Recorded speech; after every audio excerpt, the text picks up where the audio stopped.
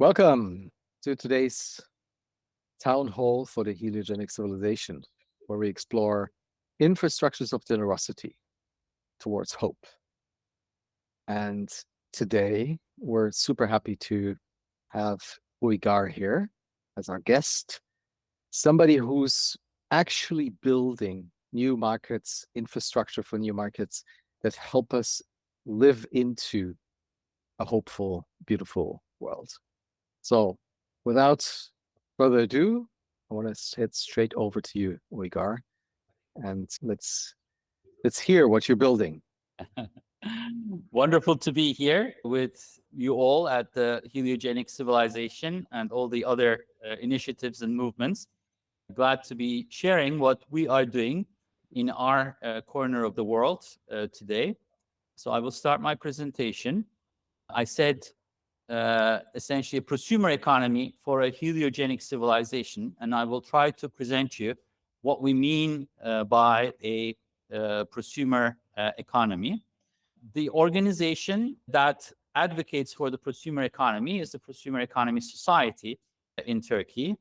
And then we have a social enterprise, which is called GOOD4TRUST.org, which is the laboratory of creating a prosumer economy, essentially. And I will tell you about this prosumer economy. Our work has also been, recognized globally. We have received a lot of honors, but one that I feel most close to is being an Ashoka Fellow, because the Ashoka community are really social entrepreneurs who are trying to do good for the world. And that's exactly what we are trying to do here collectively as well. I also teach at Kadir Has University 2 courses. One of them is called Sustainable Energy Systems, which I know is very in line with heliogenic civilization too, because I always say in my class that sun ought to be the only energy source that we should be relying on as humanity in my class. And also I teach ecological economics as well at Kadir Has University. And recently we also founded another organization called Armash Academy, and Armash Academy is trying to provide training, education, workshops towards future where humans live in harmony with nature, with the planet. And that's what we're trying to do there. But today's talk is going to be primarily about the prosumer economy and Good4Trust. I mean, you of course know all of this photo, but what I don't like about this photo is that how static it is shown, our beautiful world. What we sometimes and mostly miss is that we are whizzing through the universe at a speed of 370 kilometers per second. Imagine our speed. I mean, we are whizzing through it, right? So I like more this kind of like spaceship analogy for our planet, because this is actually the only water and air that we have on this spaceship, right? And it is pretty much stable and the same amount. So it doesn't change much, right? This is the amount of water. This is the amount of air. And what's shocking is also that the air is not necessarily so much more than our water, right? They're pretty much, this is what we have on this spaceship. And we need to kind of like move with this and make sure that we are, not suffocating or not dying on this spaceship, but can survive and have a beautiful, harmonious life on it. And, if you're in the control room of the ship, like all the lights are essentially blinking red, right?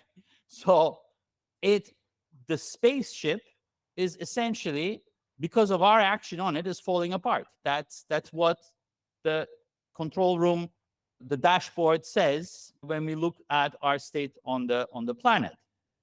Now, of course, then comes the reason, why is this happening? I mean, why do we have this problem? And a lot of people say, oh, climate change. But climate change is here on the dashboard. It is essentially a symptom. It's not a root cause, right? So what we are trying to deal with is really root causes.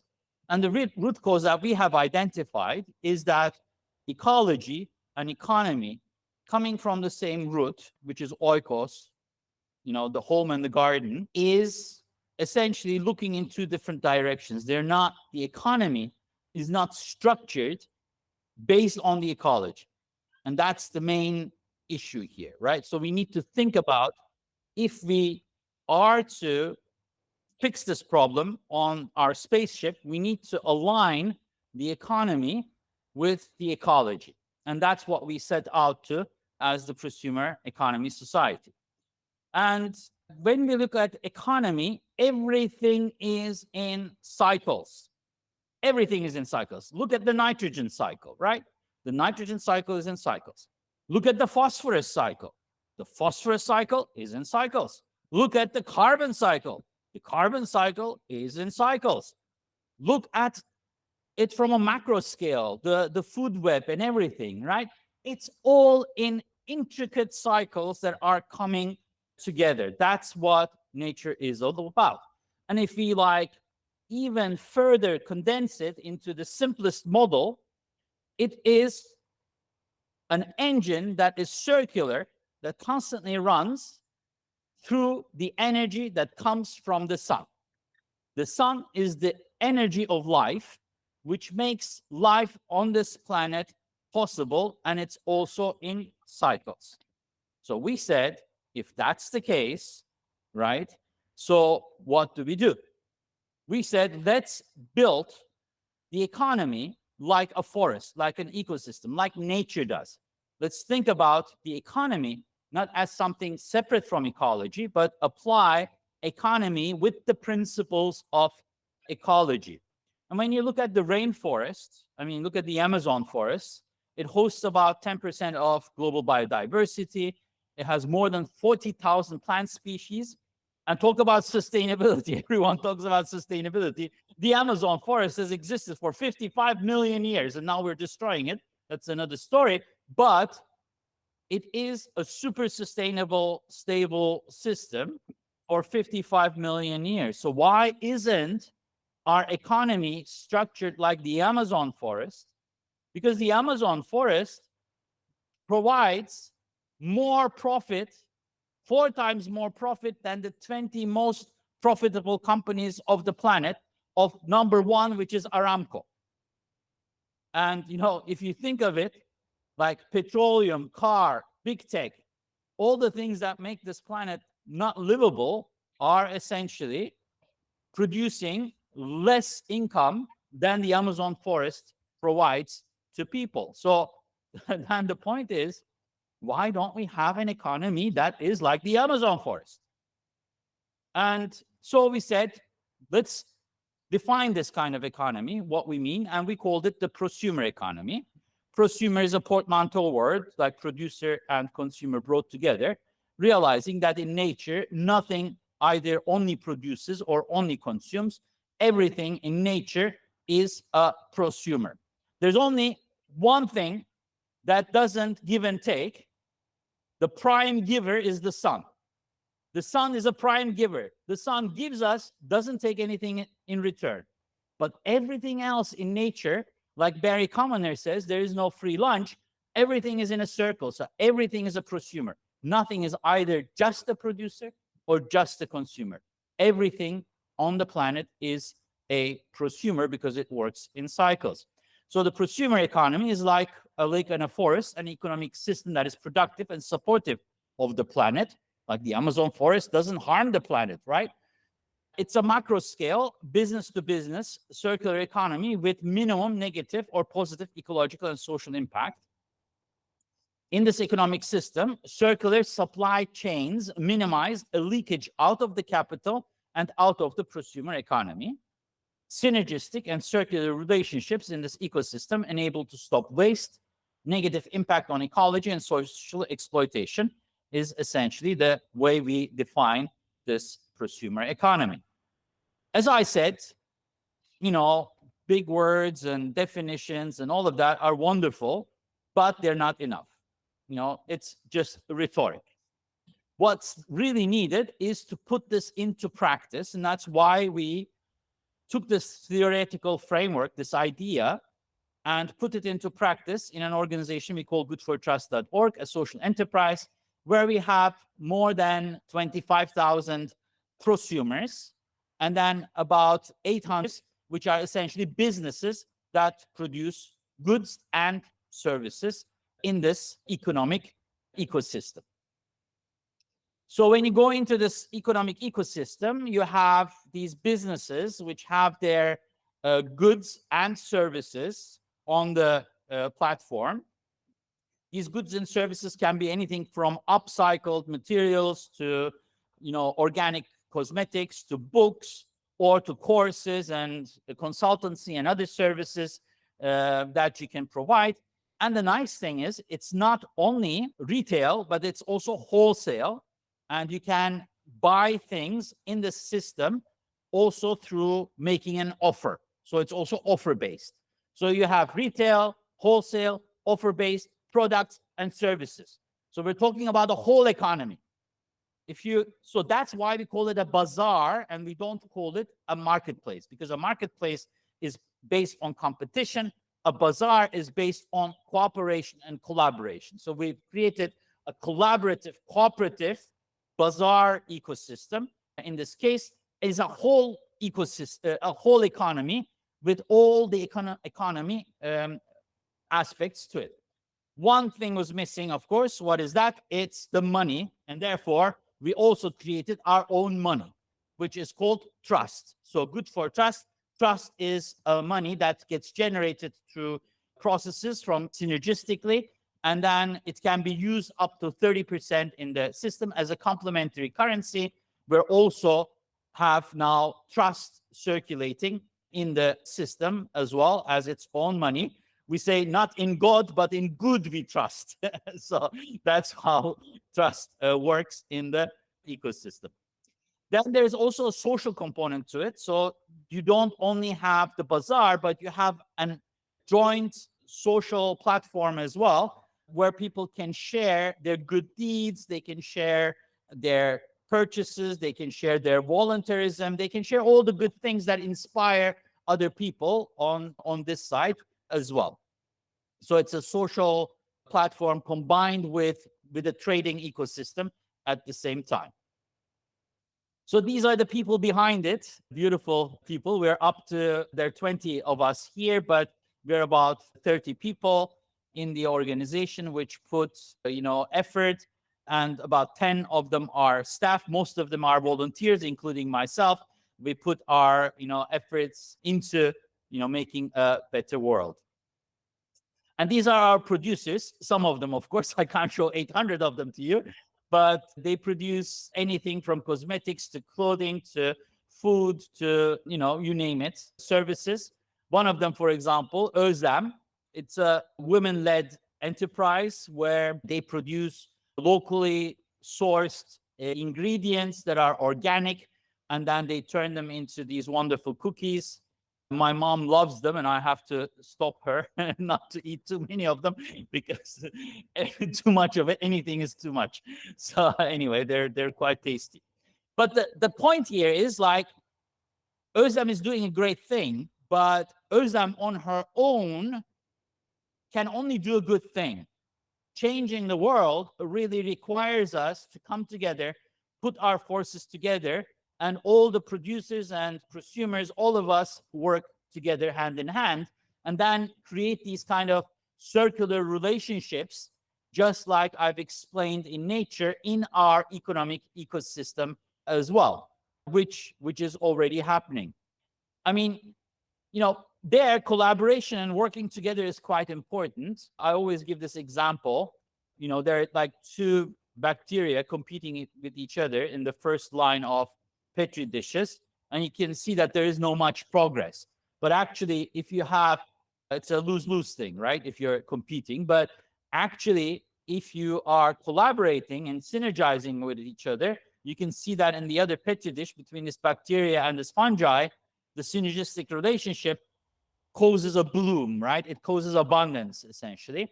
And that's why we say we can do the same that nature does in our economy as well. So this is kind of like the conceptual way, the way it works.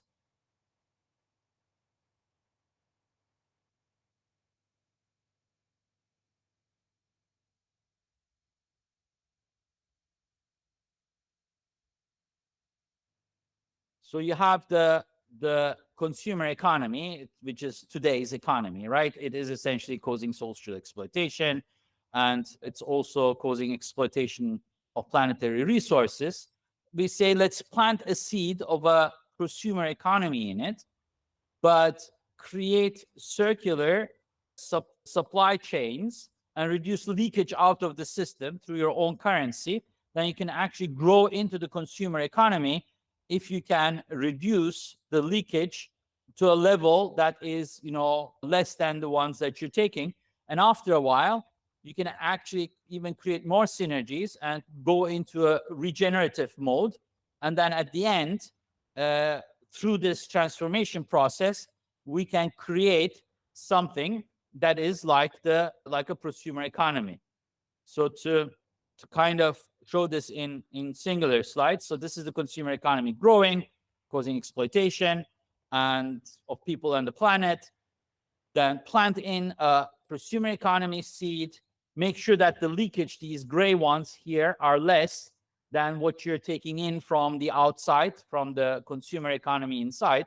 So use the consumer economy like the sun, essentially, turn it into a giver rather than a taker, and then start emptying out the consumer economy and put it into the prosumer economy. And then once you reduce completely the leakage, then you can actually grow faster than what's the outside growth. And then at some point, when you create these synergies at the right amount, you can actually reach a steady state system. But of course, with all the harm that we have created so far on the planet, we need to do more, right? We're not at that stage now, and we can already start doing it. That's the regenerative part.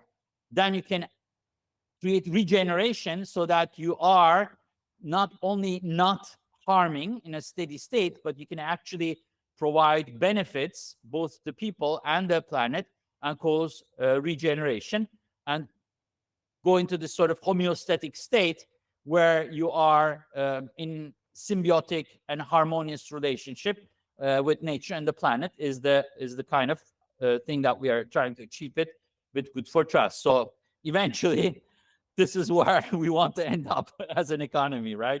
Who doesn't want to be there now? And it's also, I can feel already the cool breeze there in this hot summer day and the beautiful wind in between the leaves, and all run by the sun, right? So it's a beautiful economy that we want to reach at the end.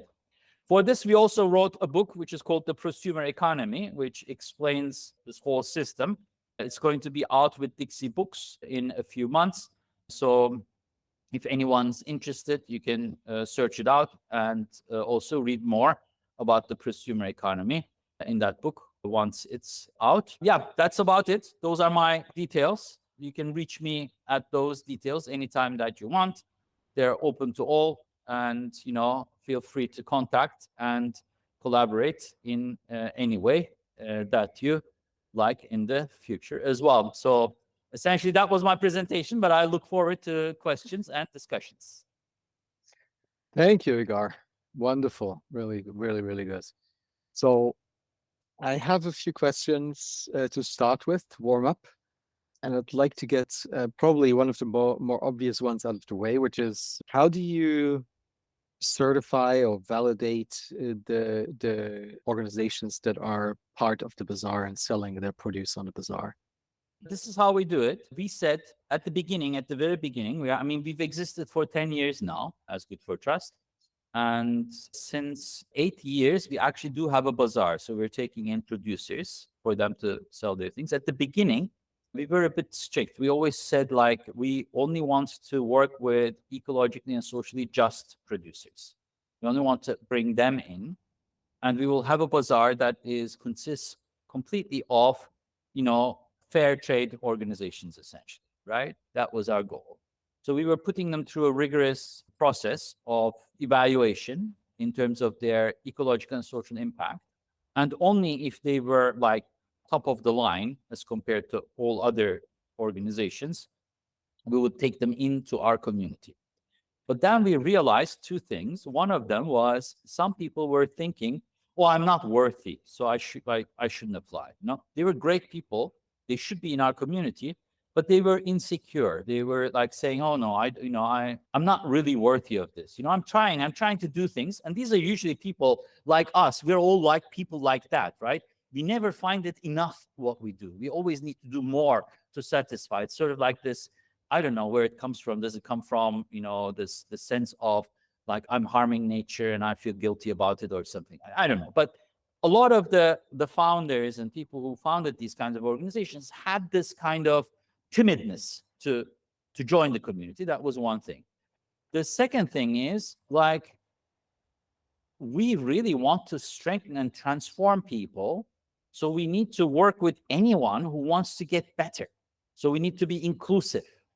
That's what we've discovered. So we opened our doors, like Rumi says, right?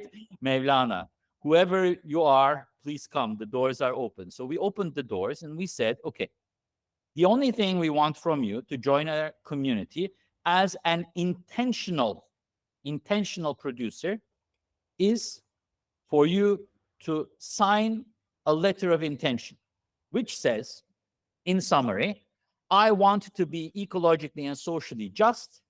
And to be ecologically and socially just, I will try and struggle and work towards what is in my means.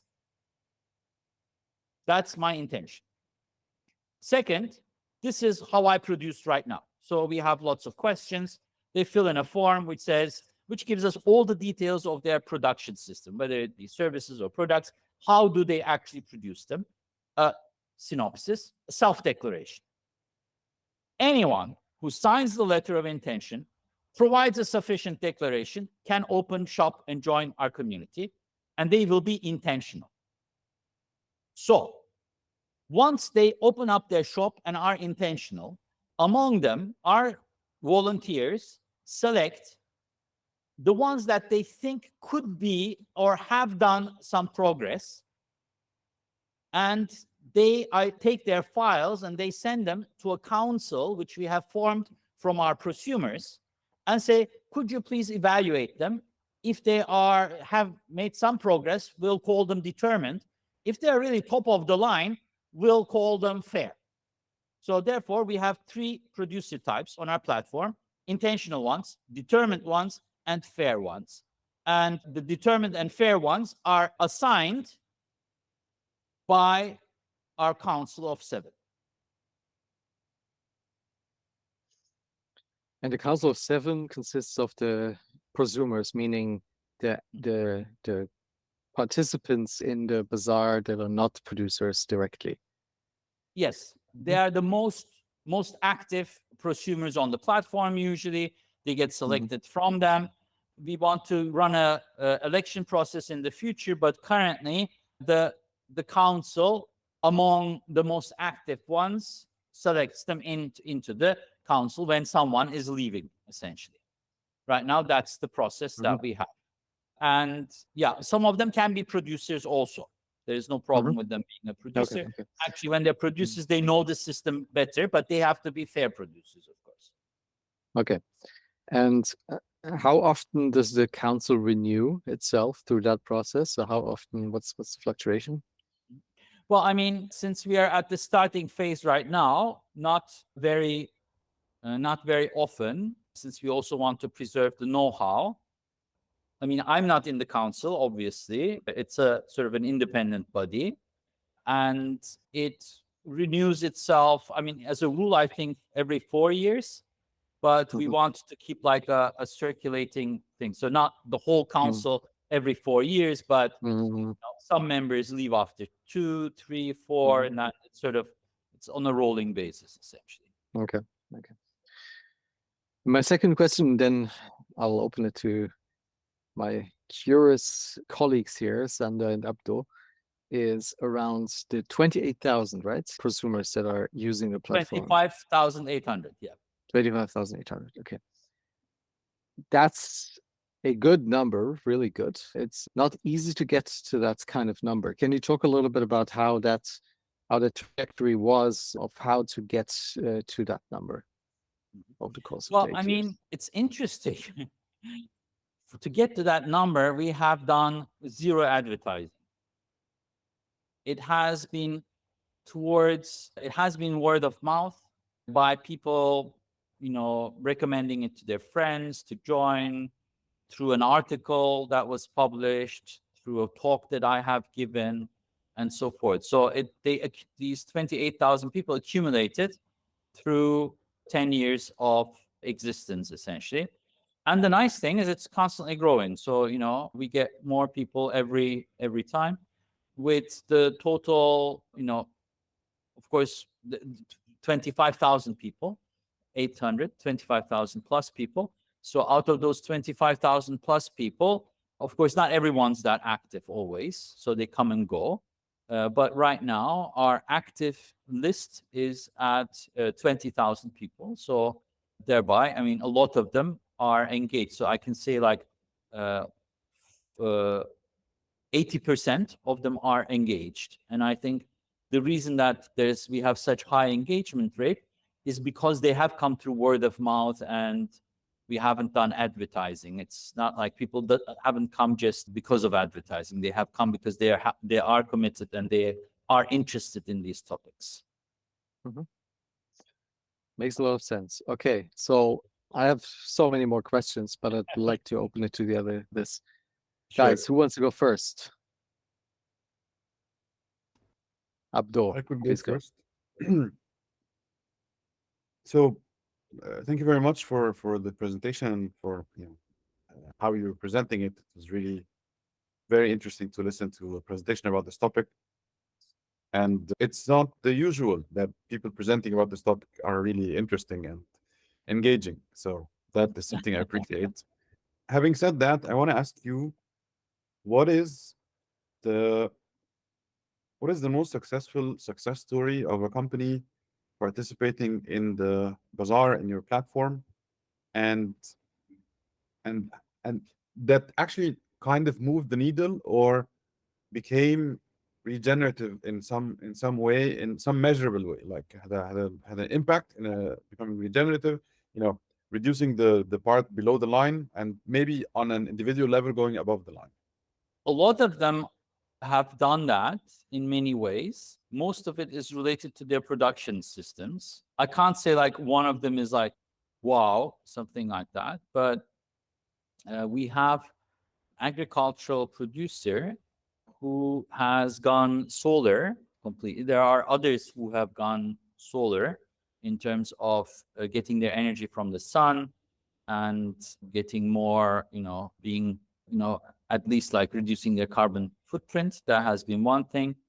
There have been cases where they have been buying from each other quite a bit, which is quite important for us, because then the supply chain becomes ecologically and socially just. And that's really the main motivation for us to support them, is to create these circular supply chains. For example, like someone produces bread, and to produce bread in a wood oven, you burn oak wood, and then the oak wood's ashes, they take that, and the ashes you mix with water and you create lye. And then lye is the fluid which then you use as a washing detergent for your clothes. And then, of course, the clothes shouldn't be synthetic, and that's a good thing too. And then once they wash the lye, and with the lye, because the lye is just a basic solution, then you can take that water and use it for watering your garden and so forth. So kind of you create this circular things, right? That's just one single example.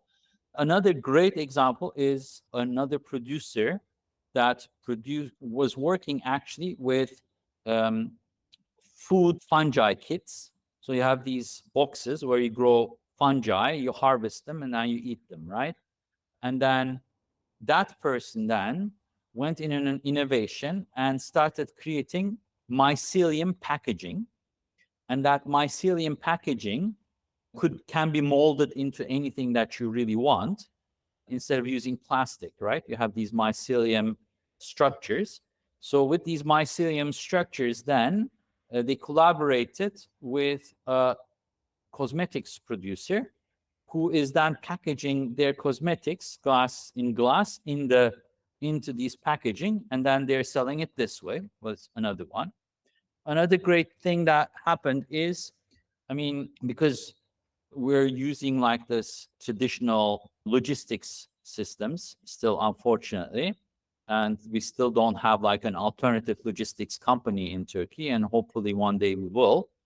So we're using the cargo systems that exist, but there's lots of plastic there. So therefore, they turned a lot of the producers came together and they created a workshop of creating plasticless, no plastic packaging and recycled packaging systems. So now they are applying those and using those. And there's like many such little innovations, I would say. Not like a big one success case, but lots of little successes, I would say. Okay. And in your, like, from the data that you have and from your experience with them, which of them is had the biggest impact? Not necessarily the top, like the absolute biggest, but like which of which are the kind of top 5 or 3 or whatever that has the biggest measurable impact in being regenerative somehow? Being regenerative, there's one that works on soil regeneration, and they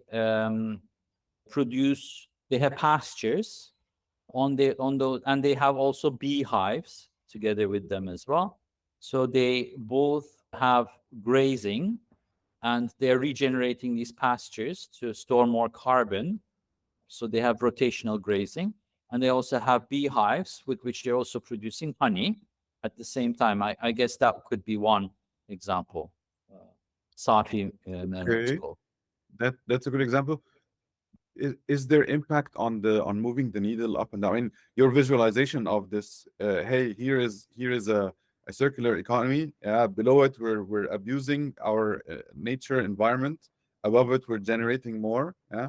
And my question, and excuse me for being annoying and pushy, but this is how I usually am.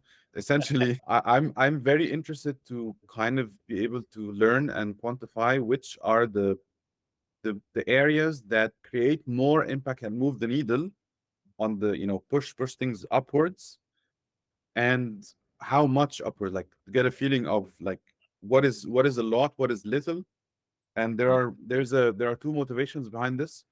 One of them is I'm an engineer and I work with numbers. The second is I've been always annoyed by the fact that people who are interested to really save the economy, save the planet, work on regenerative and sustainable projects, hardly ever quantify the benefits and rely really, or not hardly ever, at least in the communication, right? The communication, a lot of times it's, yeah, we're doing this because it's good and we should all do this. And a lot of times the actual impact is not necessarily really concretely communicated, which I believe can be a big motivator. That's why I'm being this annoying. No, I fully agree with you. It's good to have numbers and measurements because they also help us to make things better over the long run. The thing with there are two problems that we are facing. We didn't do a post hoc analysis of the practices and what kinds of gains that they are producing in terms of ecological and social impact. We haven't done that. We know the monetary benefits that we are creating. We know the circularity through trust and how much it kind of circulates in the system, which are some quantifiable things. I can give you, for example, the trust dashboard, if you're interested, Abdo, post we can connect, where we can actually see how trust as a currency circulates, accumulates, and expires in the system. So we have a dashboard on that. So we are able to measure certain things, but at the individual company level, what their ecological and social impact is, we haven't measured that yet because we don't have the resources to do that. Really. That's the reality. If we had the resources, then it would be a question, do we want to measure it? How do we want to measure it? How much do we want to invest in that? And how much do we want to invest in actually helping out our producers to do the right thing, which we know pragmatically is having a positive impact. Like, for example, if you don't do plastic packaging, but you do, recycled packaging use, that's a positive impact, right? How much positive impact? We don't know, but we know it's positive, right? So we want to do that. Or if you are generating your energy from your solar panels, hot water and electricity from your solar panels, it is much better getting it from the grid, because we know the grid is up to 80% fossil fuels. So, those kinds of things, right? But how much, that we haven't calculated it, should be calculated. Definitely, if we have the resources, and if anyone's interested in that, the doors are open to come and do the research always. Mhm. Yeah. Let's give Sander a moment. I know, Yeah. Abdul, you're bursting with questions, but let's give Sander a moment if you have That's questions. wonderful. I love it. No, Abdul, you can continue on this. Yeah, but let's, because you have a follow-up question, right, on this subject. Yeah, I have endless follow-up questions. So if you want to, you go ahead and I can bring it back again, no problem. Okay, I'll come. We had a very interesting talk, right? I wish you were here, because then I can give you a hug, and I see many similarities between your talk and basically the Heliogenesis story. One of our problems is that we sometimes it's difficult to get the message across. I was in Portugal last month and did a presentation for 100 entrepreneurs, and I think there's a gap between where we are in terms of where we want to go, and where they are in terms of earning money now, right? Basically, and I think you're bridging that gap, because I think, in my opinion, maybe you're less ambitious, or call it less ambitious negative, but I call it more open. And the way the bazaar is structured, I think is beautiful, right? Also, the way of the letter of intent, I would like to get that, to see what you need to write down to.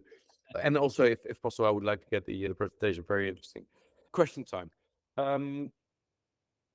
So the nature is the most successful economy in the world, right? It's been there for millions of years, and using 6 atoms, we can create 96% of nature, right? It's amazing. How do you calculate the profit from a rainforest? That's one question. And how can you relate that to the way how we measure success, which is GDP at the moment, where we have questions, right, about if that's the right measurement. So that's the one. First question. Okay.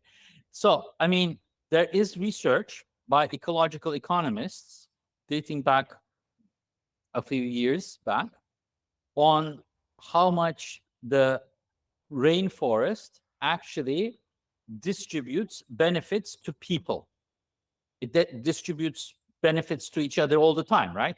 So, like circularity within the forest, but to people as a component, and not necessarily helping the forest to produce, as an outside sort of taker, not giver, but as a taker. How much the rainforest gives people as a taker. They have calculated that. So there's research on it. I can share with you that research. And there it provides how they've done it, and what the numbers are precisely. And that's where we get the numbers. So these are called ecosystem benefits and services. And ecological economics literature, there's a huge body of literature on ecosystem services and benefits. Okay, that's how how the numbers come about.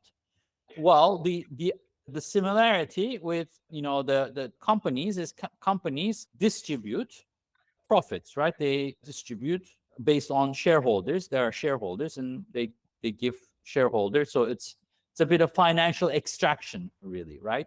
There's financial extraction going on.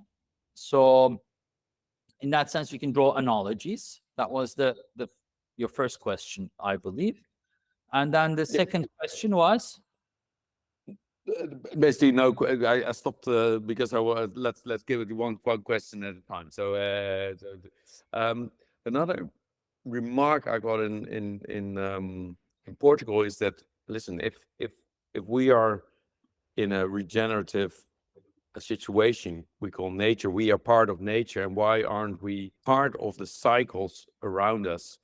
And so some people see us as part of the ecological web we're trying to create within our economy.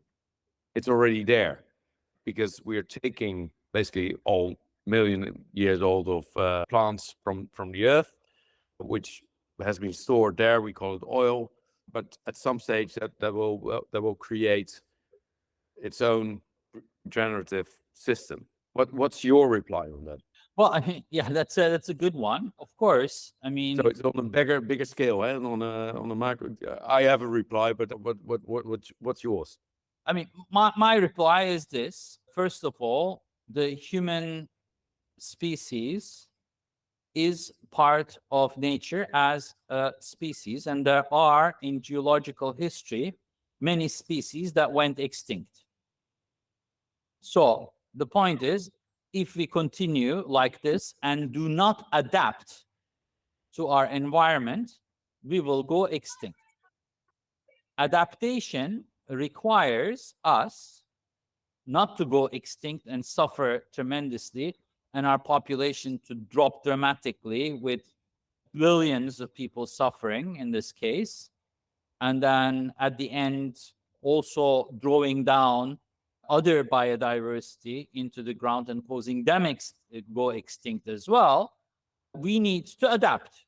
And adaptation requires us to be a humble species that creates symbiosis with other living beings on this planet and not be arrogant, thinking that they are, as part of an ecosystem, they can do whatever they want. So we have a paper that was published in the Posthumanism Journal last fall. It is about, talking about how human existence can use the prosumer economy to create a post-human state. And a post-human state means essentially like getting rid of that arrogance, thinking like yourself above nature, realizing that you're part of it, and because of that create symbiosis and sort of work with the entanglements that you have with nature rather than against it. Is kind of like the philosophical part of it. You might want to look that up as well. So therefore, we think that humans need to become humble and modest and act according to planetary systems, also helping other biodiversity rather than being in this sort of arrogant state. I mean, if we go extinct, some people say it doesn't matter, nature will come back. That's not true. Every extinction cycle, the planet had many extinction cycles. I think 6 big extinction cycles since life sort of emerged on the planet 3.5 billion years ago. For example, Cambrian, Precambrian, and in the Precambrian there is this is about 500 million years ago, about 650 million years ago, there was the time of which is called the Ediacaran. And in the Ediacaran, if you look at the fossil records, you will see structures, living structures, that are completely out of this world. They are incredible. I mean, you can't even imagine those living structures because they don't exist anymore, right? They have gone extinct. And the structural diversity, there was like this huge diversity that emerged in the Ediacaran, but then throughout the extinction cycles, our diversity has decreased and decreased and decreased. You might think like, oh, it's very diverse. Yes, it's very diverse, but structurally, it's not that diverse anymore, right? The structure gets reduced. You have what is called like proliferation of different forms from the same structure. For example, today we don't have brachiopod bivalves anymore. The reason we don't have brachiopod bivalves is they went extinct and that structure is gone. Now, if we cause this massive extinction, which we are causing right now, we are going to make the world a poorer place. And that's sad, you know? So don't think like, you know, oh, I'll go extinct and the world will go on. No. You have a responsibility. You have a responsibility of taking care that the diversity of this planet continues with you. Good answer. Good That was- answer. Very, very much in line with, although the historical facts are interesting as well, right? So the extinction cycles. It's good. One more question, and then I'll leave it because Thomas is about the currency. How did you, I mean, I can imagine, for example, now we have a certain measurement of which we measure in money, wealth, or GDP, or whatever. You could include more variables there. Everyone knows the 8 forms of capital, I think, but also you could expand that a little bit and see money as a form, or a language form, and put our money system in a large language model, which I stole from Smachtenberger, I think, right, Thomas? Or I remember. I stole I think it's Indy Johar and Jordan Hall who would talk about that a lot. yeah. So it's not my idea. I'm always a bit, let's say, anxious of new forms of capital, right? New forms of money. How do you see that? Because another question is this mainly Turkey or is it worldwide? And how do you see that secondary currency evolving into something real, where other things are measured as well, like ecological footprint, happiness, creativity, all that kind of stuff, love? That's wonderful. Absolutely. You know what? The trust is just a complementary currency, and you can't accumulate it because it expires in 90 days if you don't renew it. Okay, so essentially you need to circulate it to create value, and you can't accumulate it. It expires. So therefore, it is a complementary currency. It's not the main currency. So the main currency is still Turkish liras, and you can only use it up to 30% of all purchases. So therefore, there is no danger, like you say, in this system. You know, don't have to be anxious about it because of this quality. But we are also collaborating on the trust, and there's going to be a very interesting conference in Rome, which is the RAMIX conference. It is about alternative currencies and how they operate. It's going to be this fall. And our partner organization, Good Money Lab from Japan, is going to be presenting trust money, our money, as a case study in the RAMIX conference. And, you know, sort of they're doing research. Now, the representative director of Good Money Lab is Professor Makoto Nishibe. And Professor Makoto Nishibe has this idea of inserting extra vectors into the money, because the monetary value is just one vector. You can have a money can take colors based on whether it does good or bad. For example, like Abdo is saying, if you can measure the carbon footprint of a given product and you can incorporate it into its purchasing, then you could have a color range of your money changing colors based on how much carbon that money has actually, through its circulation, achieved, whether it was regenerative or whether it was destructive, you know, exploitative. You could actually have that money, and you could actually take a money, have a really terrible money, and you could clean it through using that money in the right direction. And your overarching goal could be to drive your money towards the green zone, essentially driving the money to do only good and benefit, and it could be a collective sort of thing, right? So there is research on it. Have we implemented yet? No. Do we have it in our vision? Yes, but when? Who knows? Thank you, Thomas. Yeah, I wanted to build on the money question as well, because I'm really curious about that as a complex too. So first question is, how's the creation process? The creation process is through investment into the ecosystem, which means what is investment into the ecosystem? It's taking money and spending it in the ecosystem, thereby embedding the value into our producers.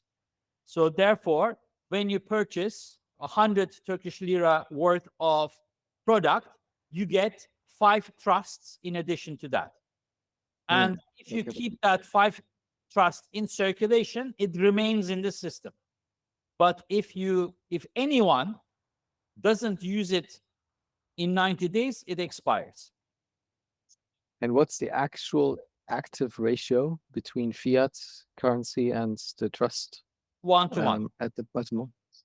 No, I mean, how much of the transactions within the bazaar are based on fiat compared to, so how much of this is actually being used by people? It is used quite a bit. I mean, let's put it this way. Some of it also circulates back, so which is also good. So because once the producer receives the trusts, the producer can also spend it within the system. So therefore, it circulates in the system as well. So, but it expires. So far, out of the total trusts generated in 1 year, half has expired. The other half is still in circulation.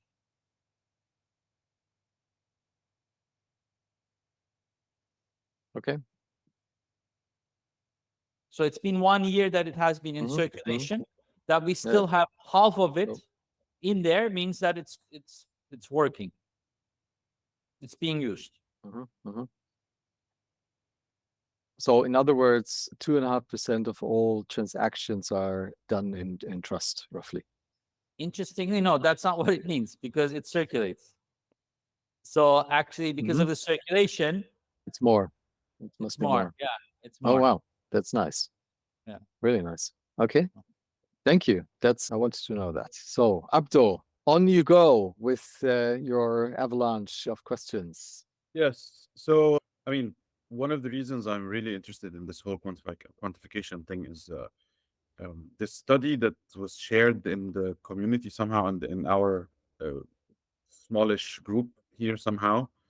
And the study that was trying to envision scenarios of how we can replace the current world energy supply / consumption of fossil fuel and switch over to other alternatives and whatever.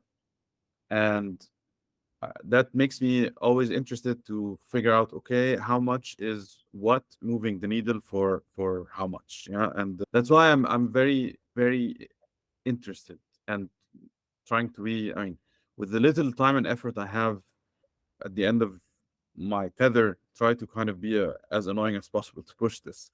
What would be the measure or the metric that you would try to use to kind of quantify, is the guy who did those molds, or the company that did the molds, more impactful versus the other company that is working in the agribusiness and using wood instead of coal, and to operate their ovens and then moving the lime to become detergent and so on?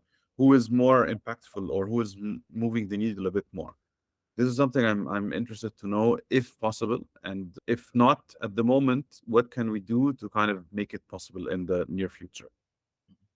Well, I think we need structural change, Abdul. The most important structural change that we need to do to increase that kind of impact is to put a cap on total income that one can generate.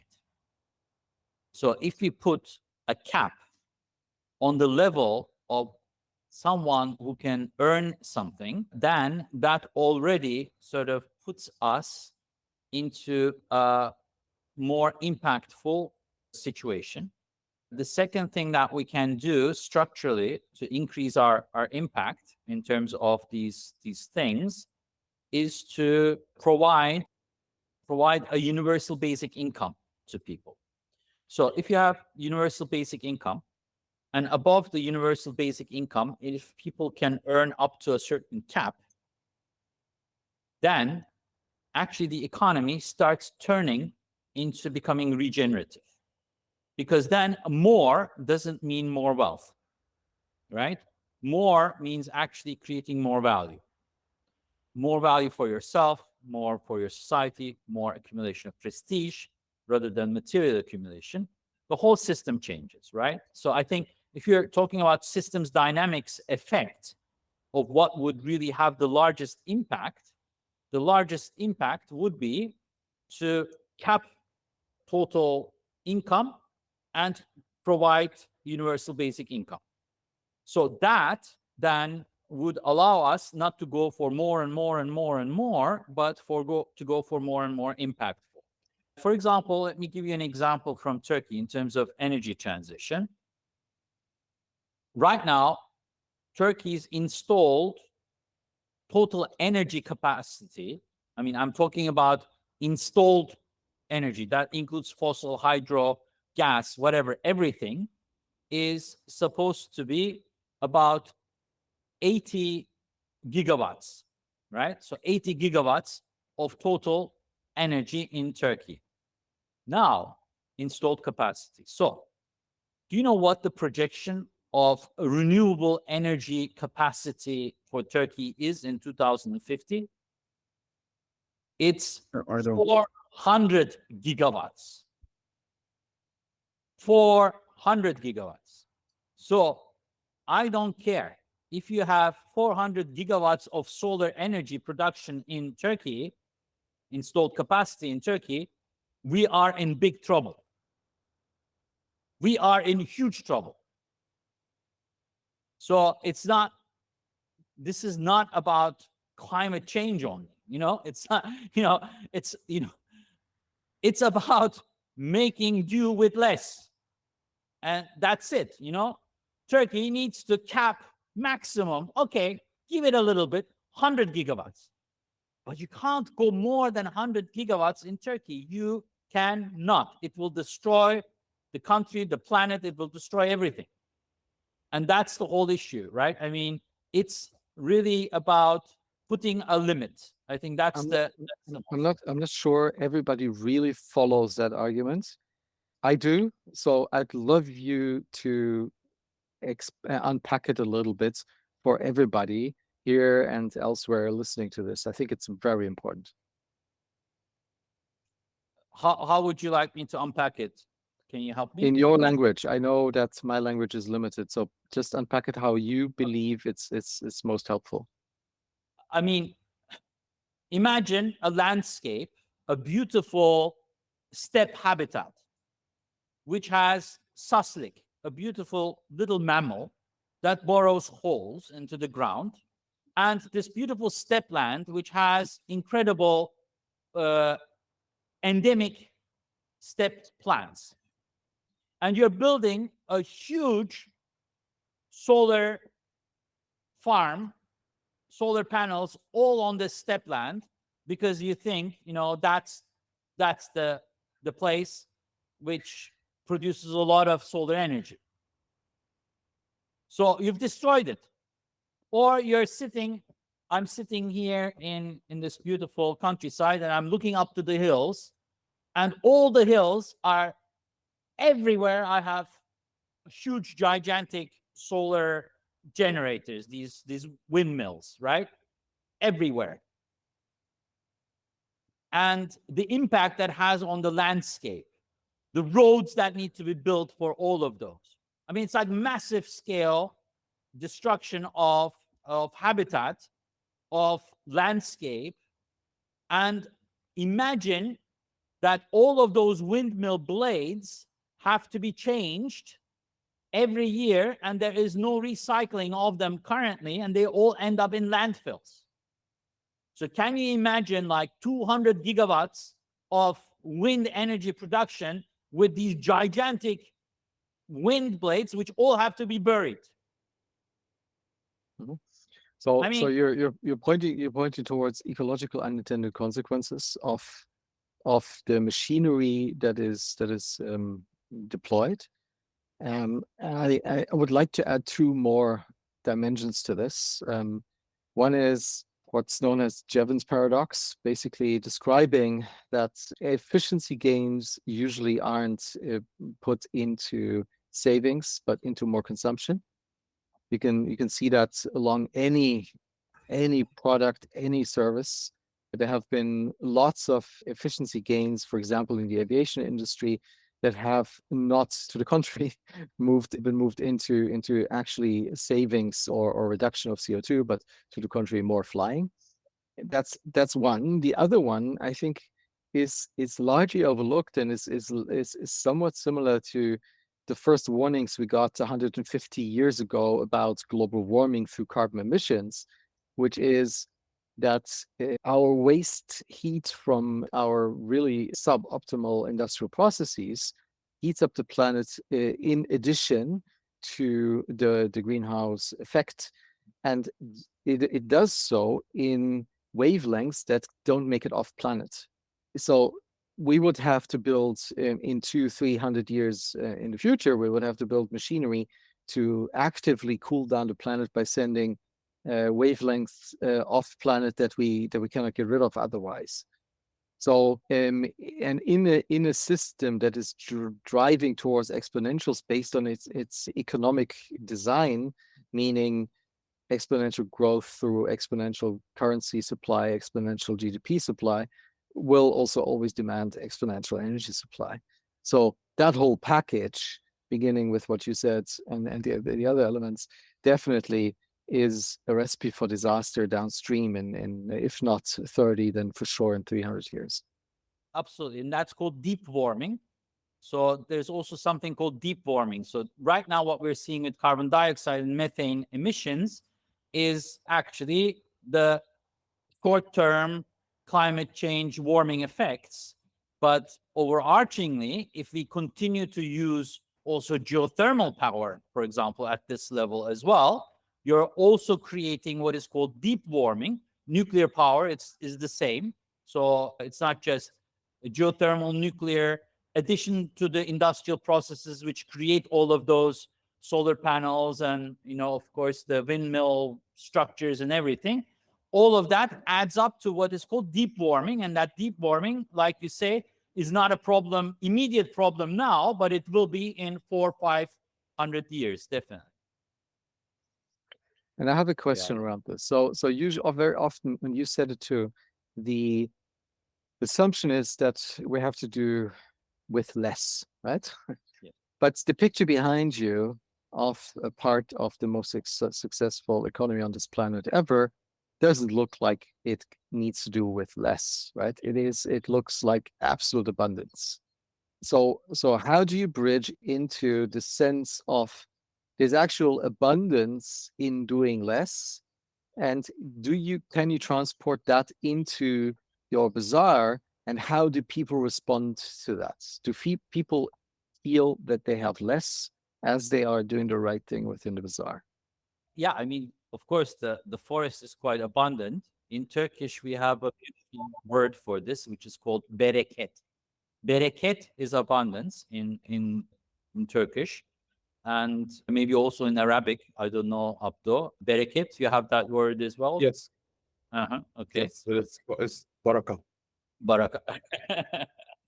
And the abundance comes from the circulation of it and comes from the circularity. So abundance gets created through ecosystemic sort of existence. It comes through a community existence.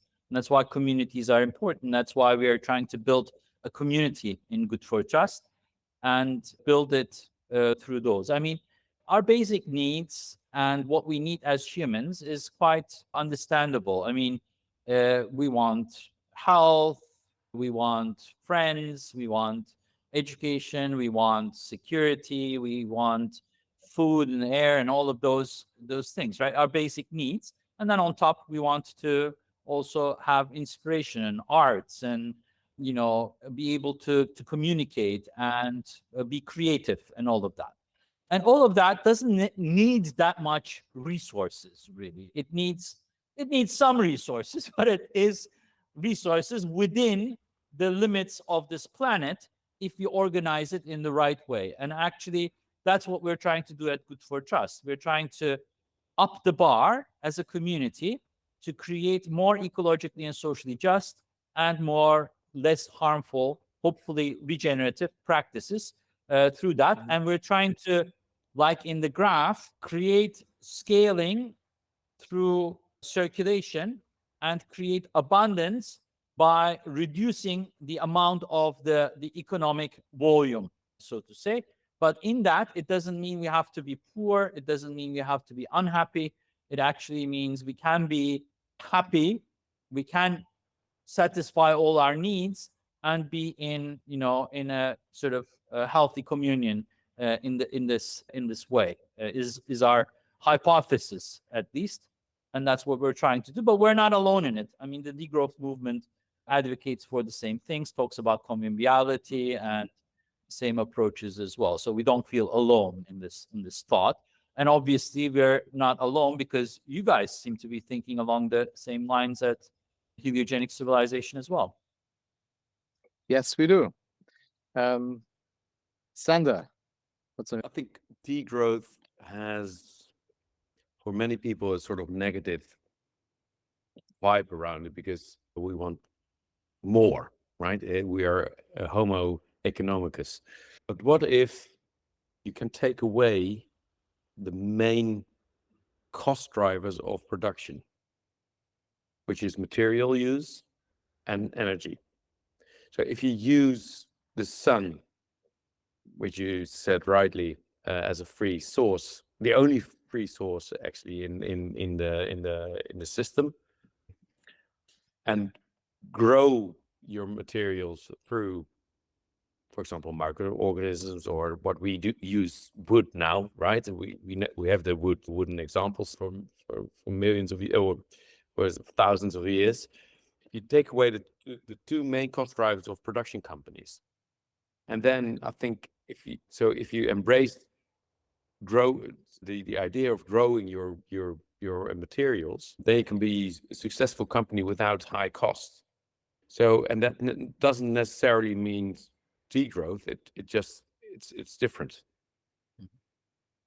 Yeah, I mean, they say like lifestyle companies, they almost like something like bad.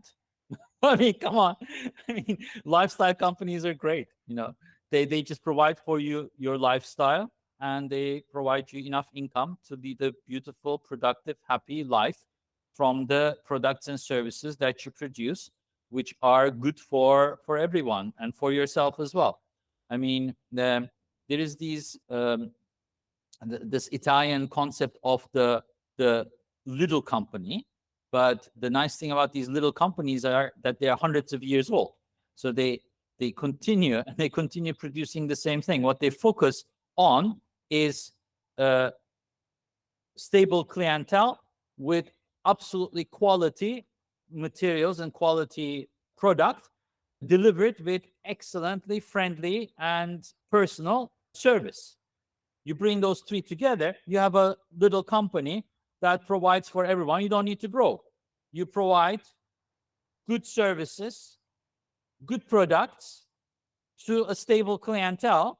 And here you have a sustainable company that doesn't need to grow or doesn't need to replicate. So what's wrong with that? We don't need to have franchises. We can have personalized, all over the place, little companies, and that's perfectly fine. So we need to get out of this sort of, Silicon Valley venture capital mentality of scaling and so forth. And we have to embrace a different kind of existence and economy that can be. I mean, go to 15th century Ottoman small towns. They're vibrant. They have a good economy. People are happy. There is no limited company. The only really existing structural element is the Waqf, which is the foundation. There exists foundations for public good, and that's the only legal entity. We wrote this book, which is called The Good Company. It traces like all the company laws from the beginning to today, from Japan to all the way to the US, all around, global analysis that we did, including German, Prussian law, and Dutch and so forth. Of course, Italian. Without Italian, you can't do that. Romans have been very good at it. So all the legal entity companies were first established for public good. And they are usually neighborhoods, communities, schools that achieved legal representation as an entity. And in the Prussian law in 1864, if I'm not wrong, no, what was 1786, the Prussian law, it says you can only become an association if you provide for public good. I mean, what happened? How do we have these destructive companies today? I mean, so, we need a different kind of company existence as well for all of this, a different kind of company and production logic that needs to emerge, I think. Was that an answer to your question, Sander? I don't know, but okay, Yeah, I good. think very, very, very beautiful said, beautifully said. And as we have till 3:30, right? Yeah, Is that we have correct? 7 minutes left. Yeah. As we're going to, let's say, the end of this beautiful story, I have a question on where do you, so you've been doing this for 10 years, and the question is, where do you stand in 10 years' time? How do you expand outside Turkey? How do you see your path? I mean, there needs to be organic growth, I think. And when you look at nature, there are sequoia trees maybe, or there are blue whales, but those are still small comparatively. I mean, a sequoia tree is far less in terms of its volume than the beautiful pyramids behind Abdo, or a blue whale is far, far smaller. So I think in nature, things are usually not monolithic or big. They are usually small and in multiples. So there is, for example, a grove of sequoia trees, even if they're big, right? So, and therefore, what we want for Good4Trust is to reach a self-sustaining level. Right now, it is self-sustaining financially, but it doesn't have extra resources to actually invest. Like in Abdo's question, we aren't able to measure because we don't have the resources to do that. Once we have those resources, we would like to invest in things like that. So our goal with Good4Trust is to be a laboratory of the prosumer economy and grow it to a level where it is self-sustaining and creates constant benefit to all its member producers. And once it reaches that level, like a hydra, we want to bud it, right? Hydras make these little buds and then they go by themselves. That maybe we'll create little hydras and they can go establish somewhere else and grow themselves. That's kind of the ambition that we have right now. We had interests in people from Chile, from South America, South Africa, from Chile, and a few others. For example, in South Africa, we created the company. In Chile, we also created the company. Actually, the entrepreneurs there created their companies, but then life took a toll on them and they were like the wind blew them away. So essentially, they couldn't flourish there. But we did have those companies there. Right now, there's a group of 3 people in Berlin and in Hamburg who are trying to build a Gesellschaft, not a Gesellschaft, Genossenschaft. They're trying to build a Genossenschaft with which they are bringing people together, and they might start a minuscule Good4Trust there as well and start a trial. So let's see how that goes. I hope it goes well. So we're not pushing for, things, but if people are interested, we're open and we help them. Maybe they take root someday somewhere, and then they can become something there as well. So it's like a seed, right? A tree throws a lot of seeds, and out of those seeds, some will germinate. So therefore, we'll see if that happens. We have put the idea out, so it's out there. People can pick on it and want to replicate it. Maybe we also built a prosumer economy network. So we have 4 principles for the prosumer economy to be called the prosumer economy. The first principle is it needs to have an ethical basis. So like a golden rule or something, and needs to come out of ethics. That's the first rule. The second rule is that it needs to focus on collaboration, cooperation, and must reject competition. So it must be collaborative and cooperative and not have competition in the system. Third one, it needs to have deepened, circular, ecologically and socially just supply networks, the circularity thing that I've talked about. And the fourth is that it needs to be governed in a local democratic way. So if it's local democratic, if it has deepened circular supply chains, ecologically and socially just, if it's based on collaboration, cooperation, helping each other out, mutualism rather than competition, and if it has an ethical basis, it can call itself a prosumer economy. An organization in Thailand called Kaori has accepted these 4 principles and has joined the network. Others can join the network as well, and then if they can have their own system, or they can use our software. It's up to them. That's also a way that we are open for germination in other places. Essentially, that's the way we're looking at it, Sander. So we're right now trying to provide more benefit for our existing community and grow our community to a more sustainable level, essentially. I hear many people talking about very, very similar things, but I don't know of many or any that have managed to bring 25,000 people into the folds to actually do it. So I have deep respect for your work, man. Thank you so much. Thank you. And thank you for this amazing time together. It was very, very insightful and very helpful. I learned a lot. And I think this is just the beginning of a longer conversation. We're there. We're here. You are people of the same mind and of the same heart. So there is Yes. no other way that we will work together. We will.